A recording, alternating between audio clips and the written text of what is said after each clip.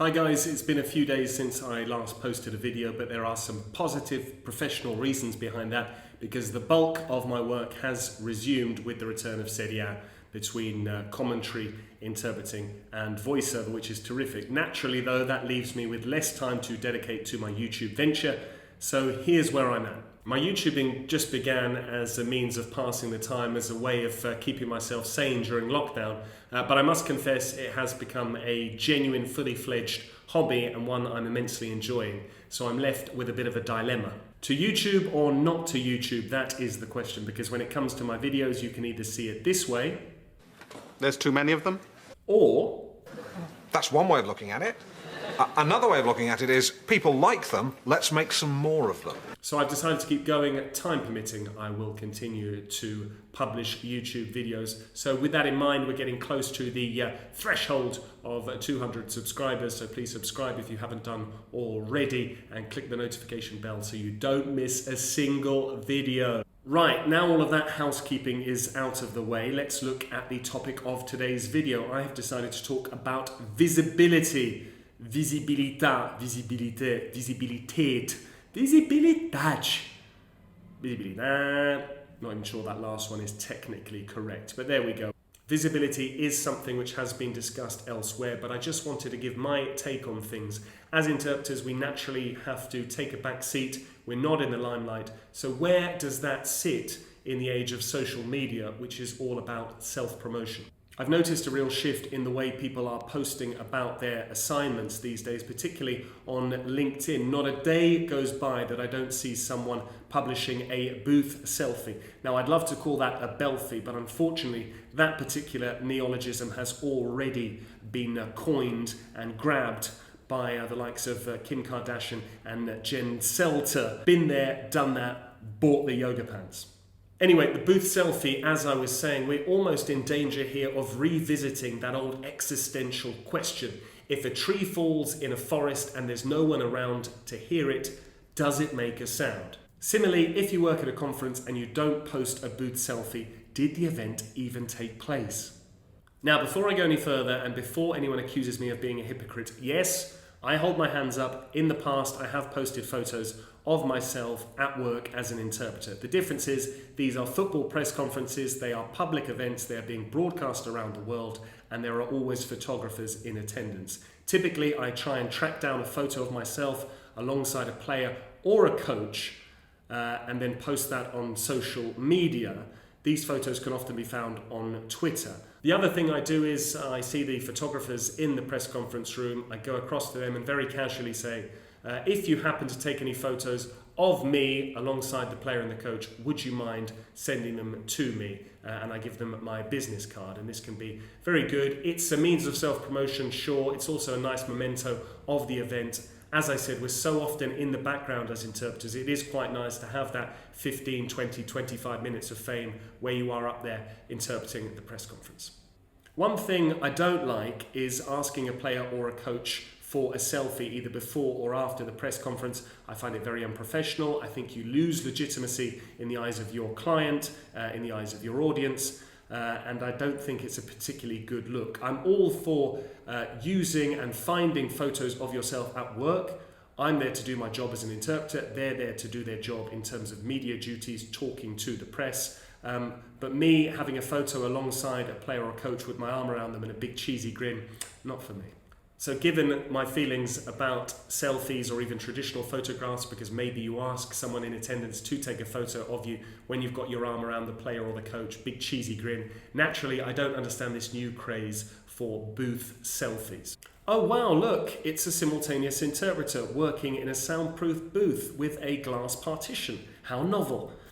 No, sarcasm aside, I don't really understand it, particularly when this can often have in the background the faces of participants. It can also have confidential documents. It could have the title of the meeting.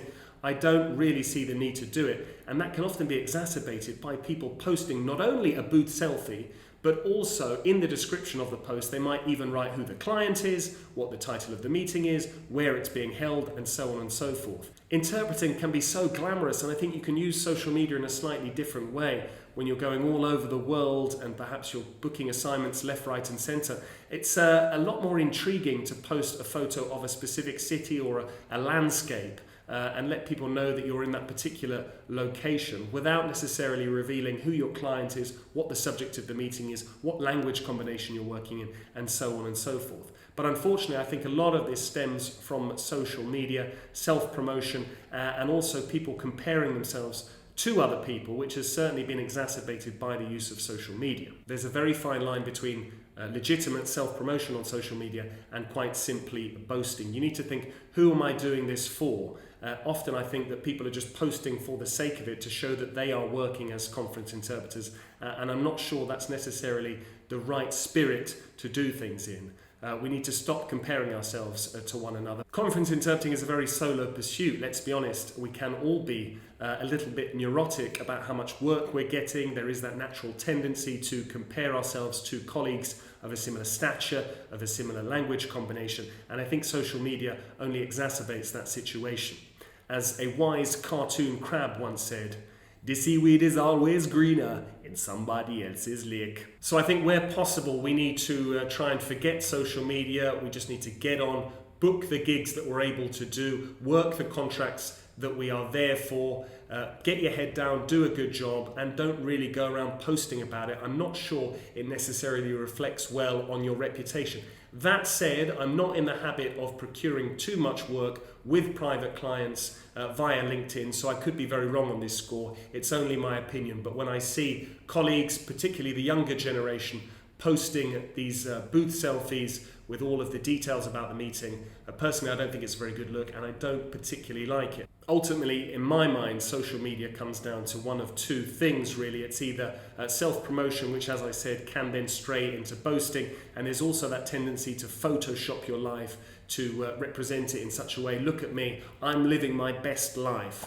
But when it comes to interpreting, I think less is more with regards to posts. Yes, I have been publishing a lot of content on LinkedIn recently with these videos that I'm doing on YouTube, but I always try and make sure that the details of my clients are kept under wraps, particularly given that I have some clients that I'm contractually obliged to not mention, even though I have seen certain people mentioning that particular client publicly, which again, read through your contract, make sure you're well aware of what you can and can't say. That's a good rule of thumb for any walk in life, particularly conference interpreting. On the other side of the coin, I have my football commentary work, and I've made the analogy in the past. To me, a good conference interpreter, just like a good commentator, is very much like a good referee in football. They should blend into the background. You shouldn't really notice they're there, which is why we don't necessarily get too much visibility as football commentators unless we're doing something absolutely brilliant. Peter Drury, Manolas against Barcelona.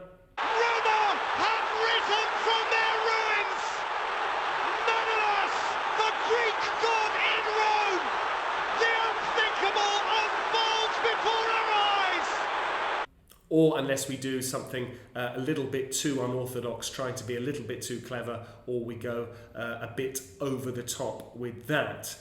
In fact, the only visibility I got recently for my commentary was because one of the players decided to swear very close to an effects microphone, and their matches are being played behind closed doors, and it just happened to have my commentary on the clip.